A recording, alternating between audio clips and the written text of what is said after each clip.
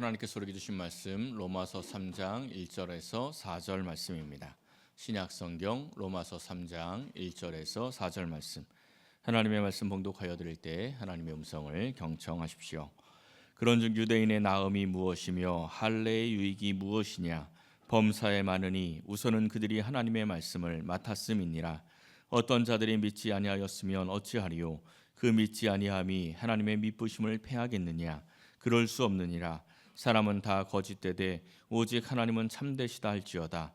기록된 바 주께서 주의 말씀에 의롭다함을 얻으시고 판단받으실 때에 이기려 하심이라 함과 같으니라. 아멘. 1911년에 노벨 문학상을 탄 벨기에의 극작가 모리스 마르텔링크가 1908년에 창작한 아주 유명한 희곡이 하나 있습니다. 이 사람이 이 희곡을 쓰고 연극 무대에 올렸는데 아주 크게 흥행을 해요. 그래서 그 다음에 이걸 이제 책으로 출간을 합니다. 근데 이 출간된 책을 또 아이들이 엄청 좋아합니다. 그래서 애들이 너무 좋아하니까 1914년에 동화책으로 개작이 됩니다. 어떤 책인지 아시겠습니까? 노벨 문학상을 탔고 벨기에의 동화고 하면 떠오르는 게 하나 있죠. 이 파랑새라는 동화입니다. 이 파랑새 소설이 노벨 문학상을 탄 사람이 쓴 책이에요. 이 줄거리는 뭐 다들 알고 계시죠. 초라한 오두막에서 살고 있던 틸틸과 미틸 이 남매에게 어느 날 요정 할머니가 찾아옵니다. 그리고 자기의 손녀딸의 지금 아픈데 이 손녀딸의 건강을 회복을 위해서 파랑새를 좀 찾아다 달라 이렇게 요청을 해서 이 두 남매가 이제 여행을 하는 겁니다. 모험을 하는 거죠. 처음에는 추억의 나라에 도착을 합니다. 거기 갔더니 돌아가셨던 할머니 할아버지가 거기 계신 거예요. 그리고 어릴 적에 죽었던 동생도 거기서 만납니다. 이미 죽었던 사람들을 추억의 나라에서 만나면서 또 이제 행복을 찾아가는 거죠. 그 다음에는 뭐 밤의 궁전, 온갖 고난들이 갇혀 있는 그러한 문들이 있는 곳입니다. 그리고 숲속의 나라도 가고 또 이 미래의 나라, 또 행복의 나라 이런 여러 가지 나라들을 모험을 하는 겁니다. 여러 나라들을 모험하고 찾아다니는데 이 가는 곳마다 파랑새를 찾기는 찾습니다. 파랑새를 찾기는 찾는데 그것을 딱 떠날 때 보면 파랑새의 색깔이 바뀌어 있든가 아니면 새가 죽든가 아니면 새가 날아가든가 이래서 이 곳곳을 다니면서도 이 파랑새를 결국은 찾지를 못하는 겁니다. 이렇게 1년에 걸친 아주 힘든 모험을 하고 있었는데 어느 날 눈을 딱 떠보니 뭐예요? 꿈 이거죠. 욕 나오는 마지막 결정 이게 이때부터 시작이 된 겁니다. 꿈이야 하고 이제 깼는데 깨서 보니까 자기네 집에서 키우던 비둘기가 무슨 색이에요? 파랑새. 파랑새 여기 있네. 이러면서 이제 그 새를 이웃집 이 아픈 애한테 전해주고 그리고 뭐 연결되는 내용이 조금 더 있습니다. 굉장히 잘 알려져 있는 그러한 이야기입니다. 이게 원작 희곡으로 보면은 굉장히 깊이 있는 철학적인 깊이가 있는 그러한 이야기들이 많이 기록이 되어 있습니다. 이 동화의 가장 잘 알려진 교훈이 뭡니까? 행복은 어디 있다? 행복은 가까이 있다. 행복은 우리 안에 있다. 이게 이 파랑새가 우리에게 전해주는 그러한 교훈입니다. 근데 이 교훈이 우리 신앙인들에게도 그대로 적용될 수가 있습니다. 이 복음에 대한 말씀 이후에 유대인의 죄에 대한 말씀이 지금 계속 나오고 있습니다. 하나님의 심판대 앞에 섰을 때 유대인이라는 그 혈통 아무 의미가 없다 이러한 말씀도 있었고요. 지난주에는 이 유대인들의 이 잘못된 선민의식에 대한 말씀도 있었고 유대인들이 그토록 귀하게 여기는 그 할례 의식이 아무런 의미가 없다 이러한 말씀도 나왔습니다. 그러면 이제 여기서 한 가지 질문이 생길 수 있는 거죠. 유대인들의 입장에서 어떤 생각이 들겠습니까? 그러면 하나님께 택함 받은 게 무슨 의미가 있는데 우리가 선택받은 게 무슨 의미가 있고 무슨 유익이 있는데 이런 질문이 나올 수가 있는 겁니다. 유대인들에 대한 책망이 지금 그리스도인들에 대한 책망으로 적용할 수가 있다고 했죠. 그러니까 이 질문은 지금 우리에게도 적용이 될 수 있는 겁니다. 그럼 우리가 예수님을 믿고 교회 다니면서 이렇게 종교 생활하는 게 무슨 의미가 있는데 무슨 유익이 있는데 이런 질문이 충분히 나올 수가 있는 겁니다. 이 말씀 복음을 제대로 들으면 이 질문이 나올 수가 있어요. 우리가 하고 있는 이게 무슨 유익이 있는가라는 질문입니다. 오늘 이 말씀은 하나님께 택함 받은 그 하나님의 백성들 그들이 받은 유익이 마치 이 파랑새처럼 우리 안에 이미 주어져 있음을 말씀해 주고 있습니다. 사랑하는 성도 여러분, 오늘 이 말씀을 상고하며 택함 받은 백성의 유익이 무엇인지 깨닫고 그 유익을 삶의 자리에서 풍성히 누리시기를 예수님의 이름으로 간절히 축원합니다. 첫째는 말씀을 맡은 유익이 있습니다. 오늘 1절 시작을 보면요, 유대인의 나음이 무엇이며 할례의 유익이 무엇이냐 이렇게 묻고 있죠. 이게 지금 사도 바울이 이 질문을 스스로 묻고 있는 게 아니고 이 말씀을 듣고 있는 유대인들이 이 질문을 할 수 있을 것이다 라는 생각에 이 질문을 스스로 하는 겁니다. 유대인의 나음이 무엇이며 할례의 유익이 무엇이냐 이렇게 묻고 2절이 뭐라고 이야기합니까? 범사에 많다. 우리가 그리스도인으로서 교회를 다니고 예수를 믿는 그 유익은 범사에 많다는 거예요. 그런데 우선은 가장 중요한 것, 그게 뭐라고 이야기합니까? 하나님의 말씀을 맡았다. 우리가 하나님을 믿는 그 유익 굉장히 많은데 가장 중요한 것은 하나님의 말씀을 맡은 것이라는 겁니다. 여기서 이 맡았다라고 번역된 헬라어가 피슈투어라는 단어인데요, 위탁하다, 신뢰하다, 이 두 가지 의미가 있습니다. 이 두 가지 의미가 연결이 될 때 말씀의 유익이 우리에게 적용이 됩니다. 이 말씀을 잘 생각해 보면 첫 번째가 위탁하다죠. 먼저 하나님의 말씀을 우리에게 하나님께서 위탁하셨다는 겁니다. 위탁이 뭐예요? 맡기는 거잖아요. 학교에서 선생님이 종례 시간에 어디 가야 돼요. 그러면 이제 주로 누구에게 말씀을 위탁합니까? 반장에게. 너 이거 끝나면 이렇게 하고 청소 누구 시키고 뭐 하고 그리고 가라 이렇게 위탁하지 않습니까? 그럼 이 반장은 선생님의 말씀을 아이들에게 전하고 그것을 실행할 책임이 있는 겁니다. 이게 위탁받은 거예요. 그리고 이 성도는요, 하나님의 말씀을 위탁받았기 때문에 자기의 삶을 통해서 그 하나님의 말씀을 이 세상에 전달을 해야 할 사명이 있습니다. 이스라엘 백성들이 하나님의 말씀을 위탁받았죠. 그러니까 이스라엘 백성의 역사가 곧 하나님의 말씀이 되는 겁니다. 창세기에 나오는 아브라함, 이삭, 야곱, 요셉, 그들의 인생을 통해서 하나님의 뜻이 드러났습니다. 출애굽기의 모세, 여호수아서의 여호수아, 이후의 사사들, 그리고 이제 역사서에 나오는 사울과 다윗, 이스라엘의 모든 왕들, 이들의 인생, 이들의 역사를 통해서 하나님의 말씀이 우리에게 전달이 된 것입니다. 이게 하나님의 말씀을 위탁받은 거예요. 그래서 로마서에서 이렇게 말씀하죠. 전에 기록된 바, 이스라엘의 역사가 기록된 것은 우리에게 교훈을 주기 위해서다. 또 고린도전서 10장은 말씀하죠. 이러한 일, 이스라엘 백성들 그리고 이 하나님께 택함 받은 그 성도들의 역사는 우리의 본보기가 된다. 이와 마찬가지로요, 우리의 삶은요, 이 세상에 하나님의 말씀을 전하는 본보기가 되어야 하는 겁니다. 우리의 인생을 통해서 하나님의 말씀을 드러내어야 한다는 거죠. 이것을 위해서 그 맡겨지다라는, 위탁받다라는 그 두 번째 뜻이 중요한 겁니다. 위탁받은 말씀을 신뢰하는 거예요. 이게 중요합니다. 하나님의 말씀을 우리가 신뢰하고 중요하게 여겨야 한다는 거예요. 그래야 이 말씀을 맡은 것의 유익이 우리의 삶의 현장에 드러나게 됩니다. 신명기서의 말씀을 한번 보세요. 이제 약속의 땅 가나안 땅에 들어갈 때 하나님께서 이스라엘 백성들에게 말씀을 주신 건데, 내가 생명과 사망과 복과 저주를 내 앞에 두었다. 너와 네 자손이 살기 위해서 생명을 택하라. 그러니까 하나님께서 이 이스라엘 백성들에게 약속의 땅에 들어갈 때 여러 말씀을 주잖아요. 생명과 사망의 말씀을 다 주십니다. 축복과 저주의 말씀을 다 주셨어요. 그리고 하시는 말씀이 너희들은 생명의 길을 택해라, 축복의 길을 택해라, 이렇게 말씀을 하는 겁니다. 어떻게 택하라고 이야기합니까? 20절에 말씀하죠. 여호와를 사랑하고 그의 말씀을 청종하며 또 그를 의지하라. 하나님을 사랑하고 하나님이 주신 말씀을 청종하고 신뢰하고 하나님의 말씀을 의지하면 생명과 이 축복을 받아 누리게 될 것이다, 이런 말씀입니다. 그러니까 축복의 말씀을 위탁받았다고 해서 그 축복을 누리는 게 아닙니다. 하나님이 주신 그 축복의 말씀을 신뢰하고 의지해야 그 생명과 축복이 우리의 삶에 넘쳐나서 유익이 되는 겁니다. 그런데 이스라엘 백성들이 하나님의 말씀을 신뢰합니까? 안 합니까? 신뢰하지 않지요. 하나님의 말씀을 위탁은 받았는데 그 위탁받은 말씀을 신뢰하지 않습니다. 사랑하지 않았어요. 그래서 사사기가 시작이 되었고, 그리고 마지막 이스라엘의 역사 마지막에는 그 나라가 망하게 되는 겁니다. 사실 이스라엘 백성들은요, 하나님의 말씀을 처음 그 말씀을 받을 때부터 하나님의 말씀을 별로 귀하게 여기질 않았습니다.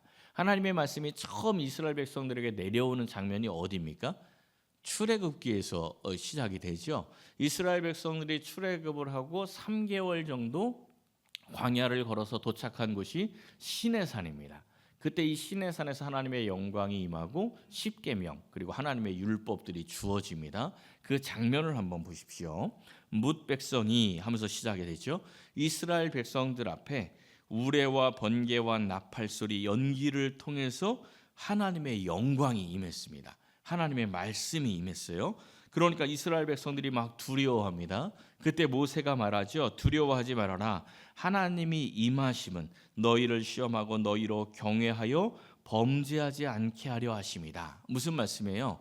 하나님의 영광이 직접 너희들의 눈앞에 드러난 것은 너희들이 의심하지 말고 이 하나님의 말씀 꼭 붙들고 살아가라고. 이렇게 하나님의 영광이 너희들의 눈앞에 직접 드러난 거다. 그러니까 하나님의 말씀 잘 붙들어야 된다. 이런 말씀이에요. 그리고 모세가 이제 하나님 계신 곳으로 홀로 나아갑니다. 이게 20장의 장면인데 이 하나님께 홀로 나아가고 나서 20장 끝부분부터 시작해서 하나님께서 제단에 관한 법부터 시작을 해서 어떻게 하나님을 섬길 것이고 어떻게 하나님께 예배할 것이고 어떤 인생을 살아가야 하는지를 일일이 모세에게 가르쳐요. 그 내용이 31장까지 길게 이어집니다. 그런데 그 중간에 잠시 딴 장면이 있어요.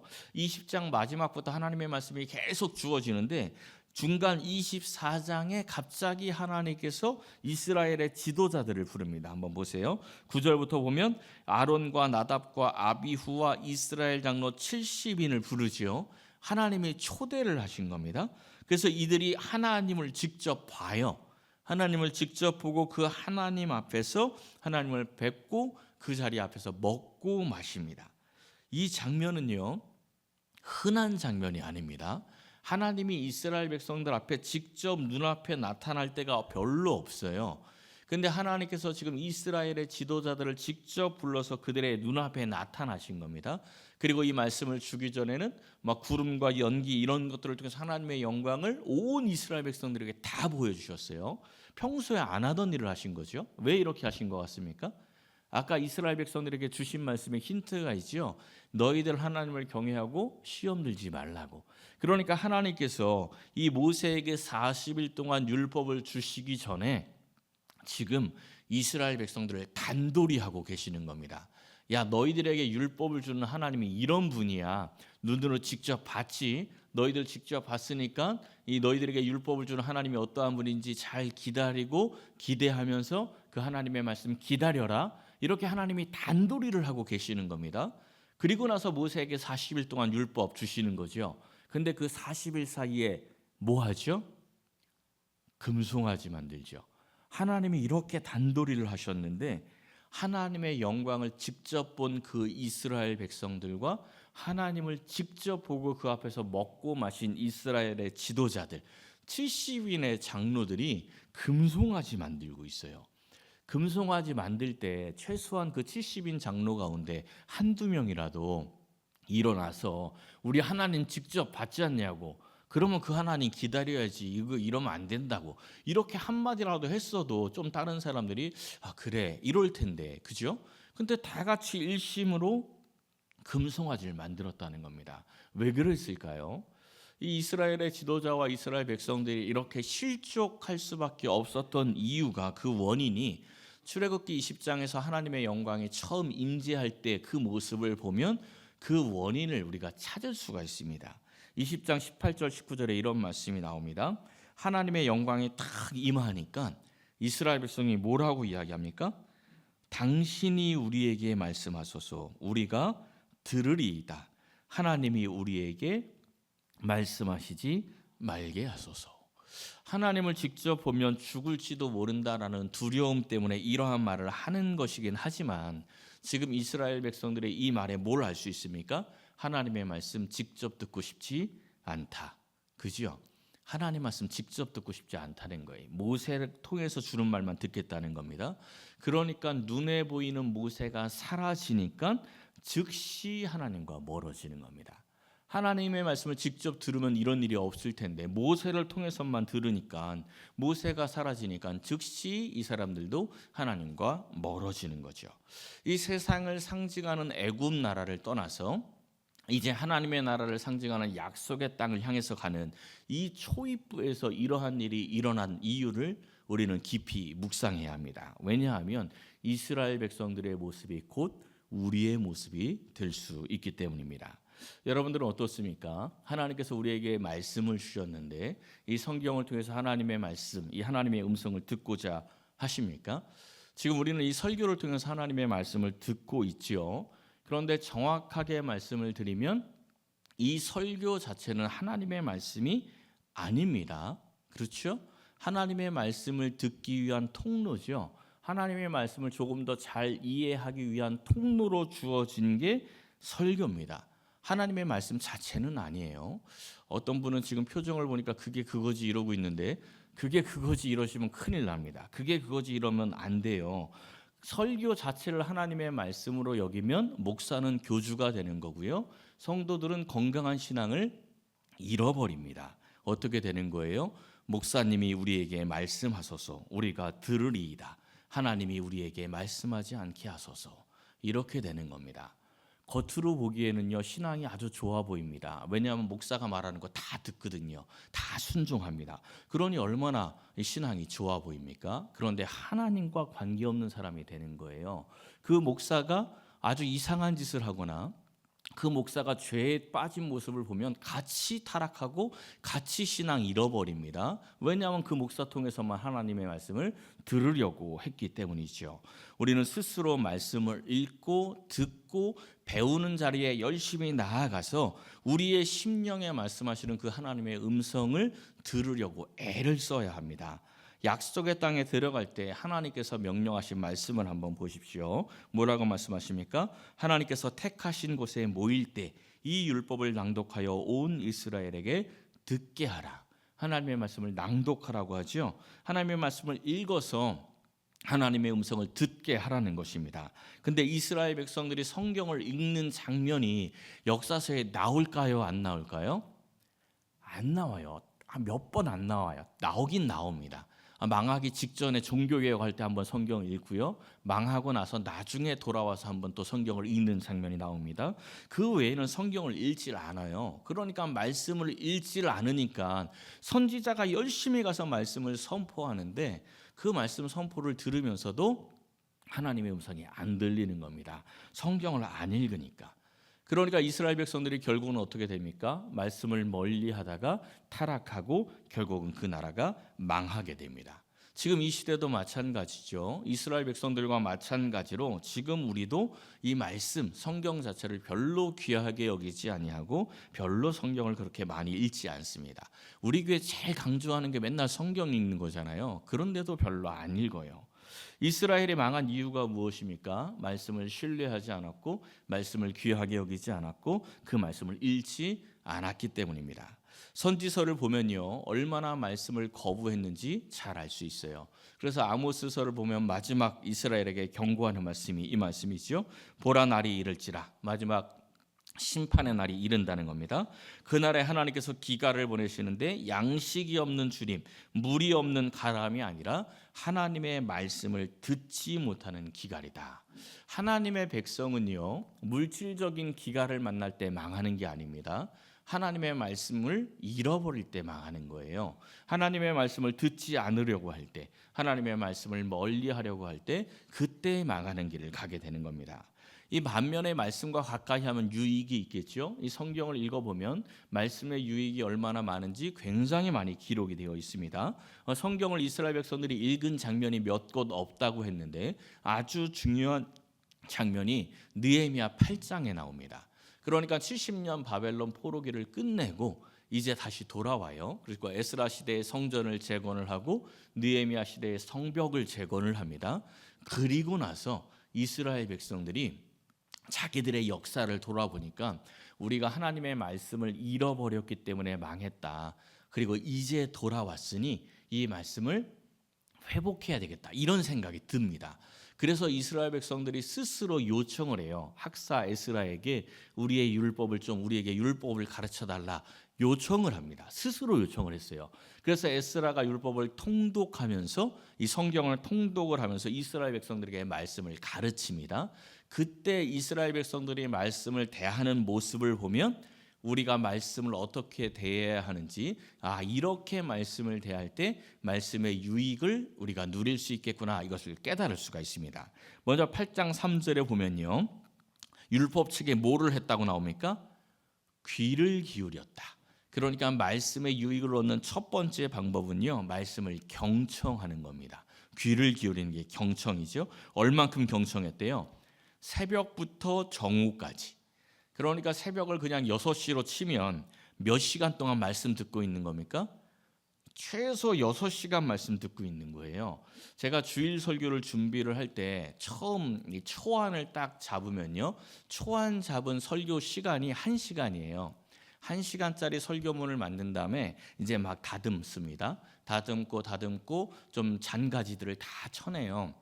이렇게 쳐내다 보면 이제 이 주일 설교하는 시간 30분 정도 하는 거예요. 원래 제 목적은 25분이 항상 목적인데 도저히 빼질 못해서 항상 30분 정도가 돼요. 그럼 이 현대인이 집중할 수 있는 시간이 15분이라고 하거든요. 그러니까 15분 2배 30분 하는 거니까 꽤 길지요. 그래도 여러분들이 30분까지는 그래도 잘 견뎌주시는 것 같아요. 근데 만약에 제가 주일 예배 이제 다음 주부터 6시에 합니다. 이러고 이제 6시에 시작을 해가지고 12시까지 설교를 하고 있다고 생각을 해보십시오. 여러분 들을 수 있겠습니까? 아마 꽤 많으신 분들이 슬쩍 일어나가지고 아이고 전화 왔네 이러면서 나가셔가지고 집으로 가실 분들이 꽤 많이 있을 겁니다. 근데 이스라엘 백성들이요, 새벽부터 정오까지 말씀을 듣는데 끝까지 앉아서 그 말씀을 경청하고 있는 거예요. 귀를 기울이고 있는 거예요. 제가 이 설교 전에 말씀을 읽을 때 항상 뭐라고 이야기합니까? 하나님의 말씀 봉독하여 드리겠습니다. 하나님의 말씀을 어떻게 하라고요? 경청하십시오. 굉장히 중요한 겁니다. 하나님의 말씀은 경청해야 되는 거예요. 그러니까 설교 시간 중에서 제일 중요한 시간은 처음 말씀 봉독하는 그 시간이 제일 중요한 거예요. 그게 하나님의 말씀인 겁니다. 그리고 그 말씀으로 가기 위해서 우리가 설교를 듣고 있는 겁니다. 그러니까 그 말씀 경청하는 게 굉장히 중요한 거죠. 이 경청을 한자로 표현하면 이렇게 나옵니다. 기울경에 들을 청. 기울경이 사람 인변에 이 기울어지다를 뜻하는 경자, 밭경자기도 한데, 이 사람이 상대방에게 몸을 기울이는 거예요. 몸과 마음을 기울여서 듣는 거죠. 왕의 귀자의 왕이죠. 왕의 귀를 가지고 열심 눈목자, 마치 눈 10개가 집중하는 것처럼 이 눈 10개의 눈을 가지고 마음심을 다해서 듣는 것, 이게 경청입니다. 우리가 하나님의 말씀을 이렇게 들어야 돼요. 우리의 몸과 마음을 하나님께 완전히 기울이고 우리의 시선을 하나님께 완전히 집중해서 하나님이 무슨 말씀을 하는지 들어야 되는 겁니다. 이게 말씀의 유익을 누릴 수 있는 첫 번째 방법입니다. 두 번째 방법이 5절에 보면 나오죠. 말씀의 책을 읽을 때 어떻게 했대요? 모든 백성이 일어났다. 원래 우리나라도요, 예전에 초창기는요, 말씀 읽을 때 다 일어났어요. 우리는 이제 마지막에만 일어나지 않습니까? 다 일어나서 말씀을 들었습니다. 이 말씀을 다 일어나서 들으면 좋겠지만 그렇게 하기가 어려우니까 앉아서 듣는데 우리의 마음은 일어나야 돼요. 그러니까 이게 뭐예요? 말씀에 대한 경외감. 하나님의 말씀에 대한 경외감을 가지고 우리가 말씀에 접근을 할 때 말씀의 유익이 있는 겁니다. 그리고 중요한 게 세 번째인데요. 6절에 보니까 백성들이 어떻게 말씀을 듣고 있습니까? 아멘, 아멘 하고, 아멘이 한 번 나오는 게 아니라 2번 나오죠. 백성들이 아멘 하면서 하나님의 말씀을 응답하고 있어요. 우리가 기도하면서 하나님께 응답해 달라고 기도 많이 하시죠. 근데 응답해 달라고 기도하시기 전에 먼저 우리가 하나님의 말씀에 응답해야 되는 거예요. 하나님의 말씀에 아멘 하고 응답을 해야 됩니다. 그러면 말씀에 대한 깨달음이 와요. 그래서 7절과 8절을 보면 이스라엘 백성들이 하나님의 말씀을 다 깨닫습니다. 그리고 이어지는 말씀이 어떤 말씀이 이어지느냐면 백성들이 회개를 합니다. 이게 굉장히 흐름이 중요해요. 이스라엘 백성들이 망해서 바벨론 포로로 끌려갔잖아요. 예레미야가 눈물을 흘리면서 막 회개를 촉구하지 않았습니까? 이스라엘 백성이 회개했습니까? 안 했습니까? 회개 안 했어요. 그죠? 그리고 나서 이제 바벨론 포로로 끌려갔을 때 에스겔 선지자가 말씀을 전했잖아요. 그때 이스라엘 백성들이 회개했습니까? 안 했습니까? 안 했죠. 지난번에 한번 봤지 않습니까? 에스겔의 말씀을 전할 때 그냥 연예인 말하는 것처럼 어유 설교 잘하네 이러면서 들었어요. 그리고 회개는 안 했죠. 그런데 이제 바벨론 포로가 끝나서 성전을 재건하면서도 회개하지 않았습니다. 성벽을 재건하면서도 회개하지 않았어요. 근데 이제 마지막에 말씀을 다 읽고 나서 이들이 회개하는 겁니다. 이들이 회개하고 나서 성벽 봉헌식을 하면서 하나님께 영광을 돌립니다. 이 하나님의 말씀을 읽는 게 그만큼 중요하다는 것이죠. 이 맡겨주신 하나님의 말씀을 가까이 하고 신뢰할 때 복된 길이고 말씀과 멀어질 때는 망하는 길이라고 성경이 계속 반복해서 우리에게 말씀하고 저도 계속 반복해서 말씀을 드리는데 우리는 별로 진중하게 생각하지 않습니다. 그렇죠? 인생은 짧고 성경은 두껍다고 정말 성경을 안 읽어요. 한 인생 안에 성경을 못 읽어요. 성경 읽기 너무 힘들어합니다. 성경 언제 읽냐고 하니까 잠이 안 올 때 읽는데요. 잠이 안 올 때 읽으면 잠을 불러오는 아주 그렇게라도 읽으면 다행이긴 한데 수면 유도용으로만 성경을 읽어요. 왜 이렇게 성경을 읽지 않습니까? 시편 119편에 보면 이런 말씀이 나옵니다. 내가 주의 법을 어찌 그리 사랑하는지요 내가 그것을 종일 작은 소리로 읊조리나이다. 이 말씀을 거꾸로 하면 뭐예요? 성경을 읽지 않는 이유가 뭡니까? 말씀을 사랑하지 않는 거예요. 말씀을 왜 사랑하지 않을까요? 말씀을 신뢰하지 않으니까. 말씀을 신뢰하지 않으니까 말씀이 사랑스럽지 않고 말씀이 사랑스럽지 않으니까 말씀이 읽혀지지 않는 겁니다. 시편 119편의 말씀을 보면 말씀을 사모하고 즐거워하며 또 말씀이 꿀송이보다 달다는 말씀이 굉장히 많이 나옵니다. 말씀을 사모해야 말씀이 읽힙니다. 말씀을 읽어야 이 말씀이 주는 그 유익을 우리가 삶 가운데 누릴 수가 있습니다. 오늘부터 매일 성경 꼭 읽으시기 바랍니다. 하루 한 장 읽는 거는 그렇게 어렵지 않아요. 근데 잊어버리죠. 성경 꼭 읽어야지 이랬는데 자려고 누우면 그때 생각나. 불 껐는데 다시 불 켜기도 또 어렵고 이러니까 자꾸 까먹는 거예요. 그죠? 잊지 않을 수 있는 방법을 제가 하나 알려드릴게요. 제가 쓰는 방법인데 매일 하는 거 있지 않습니까? 그 매일 하는 거 직전에 무조건 성경을 읽는다 이렇게 결단하시면 됩니다. 저는 이제 매일 저녁마다 책을 읽거든요. 책을 읽기 전에는 반드시 성경을 읽으리라 이렇게 결단을 했습니다. 왜 이 결단을 했냐면 몇 해 전에 저는 뭐 주로 읽는 책들이 소설도 있고 이렇긴 하지만 주로 신학서적이겠죠. 신학서적이나 성경을 해석한 책들인데 몇 해 전에 책을 막 한참 읽다가 갑자기 문득 그런 생각이 드는 거예요. 성경을 해석한 책은 하루에 몇 시간씩 읽으면서 정작 성경 읽는 걸 내가 소홀히 하네? 이 생각이 딱 든 거예요. 그래서 이러면 안 되는데 이래서 그때 결단한 게 앞으로는 책을 읽기 전에는 무조건 성경 읽는다. 이렇게 결단을 딱 하니까 안 읽게 되더라고요. 어쨌든 저녁에 뭐 책 읽으니까 읽기 전에 무조건 성경부터 읽으면 이제 성경을 안 잃어버리는 거죠. 매일 드라마 보시는 분들 있지요. 이분들은 드라마 보기 전에 내가 성경을 읽으리라 결단하십시오. 진짜예요. 그러면 드라마 보고 싶으면 성경을 읽고 봐야지 이러고 한 장이라도 읽게 되는 겁니다. 또 매일 스포츠 경기 보시는 분들 있죠. 나는 스포츠 보기 전에 반드시 성경을 읽으리라. 이러면 하루에 한 장이라도 읽는 겁니다. 나는 이도저도 매일 하는 거 없는데 이런 분들은 매일 밥은 먹잖아요. 매일 밥 먹기 전에 한 장은 읽으리라.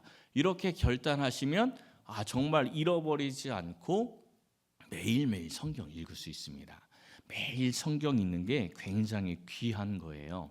하나님의 말씀을 매일 가까이 하는 게 굉장히 귀합니다. 하나님이 주시는 말씀의 유익이 우리의 삶의 자리에 나타나게 되어 있습니다. 사랑하는 성도 여러분, 하나님의 말씀 성경과 가까이 하여서 모든 영적, 육적 기갈이 물러가고 말씀을 맡은 자의 유익을 풍성하게 누리시기를 예수님의 이름으로 간절히 축원합니다. 두 번째는요, 성도를 향한 하나님의 신실하심이 우리에게 유익입니다. 3절과 4절 말씀을 보면요, 어떤 자들이 믿지 아니하였으면 어찌하리요? 그 믿지 아니함이 하나님의 미쁘심을 패하겠느냐? 이렇게 묻습니다. 이게 무슨 말씀이냐면 유대인이 하나님의 택함 받은 백성인데 이들이 예수님을 믿어야 할 것 같은데 예수님을 안 믿고 있어요. 그러니까 이 질문을 하는 겁니다. 택함 받은 백성이 예수님을 믿지 않으면 하나님의 택하심이 실패한 거냐, 아니면 하나님께서 포기한 거냐, 이렇게 질문하는 거죠. 그런데 4절을 보니까 뭐라고 말씀합니까? 그럴 수 없느니라. 무슨 말씀이에요? 하나님은 포기하지 않으신다. 하나님의 택하심은 실수가 없다. 왜? 하나님은 참되시기 때문에. 3절을 새 번역으로 보면 이렇게 번역을 했습니다. 그들이 신실하지 못했다고 해서 하나님의 신실하심이 없어지겠습니까? 이 말씀이요, 사실 우리에게 굉장히 큰 위로와 힘이 되는 말씀입니다. 우리가 하나님을 믿으면 평생 뜨거운 믿음 가지고 있는 거 아니죠? 때로 우리는 흔들립니다. 그죠? 때로는 흔들리고, 때로는 의심하고, 때로는 하나님을 원망하기도 하고, 때로는 신앙을 포기하려고 할 때도 있습니다. 그런데 하나님은 어떻다는 거예요? 하나님은 포기하지 않는다는 거예요. 내가 하나님을 포기해도 하나님은 나를 포기하지 않는다는 겁니다. 어떻게든 붙들고 다시 제자리로 갖다 놓으시는 그분이 신실하신 하나님이라는 거예요. 이게 구약에도 나옵니다. 신명기 7장 9절에 보면 내 하나님 여호와는 하나님이시요 신실하신 하나님이시라. 이 헬라어로 번역된 이 성경과 같은 단어예요. 이 신실하신으로 번역된 이 히브리어가 아만입니다. 아만. 확실하게 하다, 지지하다, 믿다. 두 가지로 생각해 볼 수 있지요. 하나님께서 우리에게 약속하신 모든 축복들 하나님이 확실하게 이루어 주신다. 이러한 의미가 있습니다. 또 하나는 뭡니까? 우리가 연약해요, 흔들릴 때도 하나님께서 우리를 지지하고 믿어주신다. 내가 하나님을 믿기 전에 하나님이 나를 먼저 믿어주는 겁니다. 제자들이 예수님을 믿기 전에 예수님이 먼저 제자들을 믿어주시죠. 그래서 십자가를 지시기 직전에 제자들이 다 버리고 떠날 것 알면서도 끝까지 사랑해 주시고 이 제자들을 지지해 주지 않습니까? 믿음의 조상 아브라함을 생각해 보십시오. 약속의 땅을 떠나서 애굽으로 내려간 적도 있습니다. 여러 번 흔들렸어요. 그런데 하나님이 그때마다 어떻게 하셨습니까? 야, 아브라함 너는 안 되겠다 이러셨습니까? 아니지요. 끝까지 붙들어 주십니다. 끝까지 붙들어서 결국은 다시 제자리로 돌려놓습니다. 야곱도 그러했지요.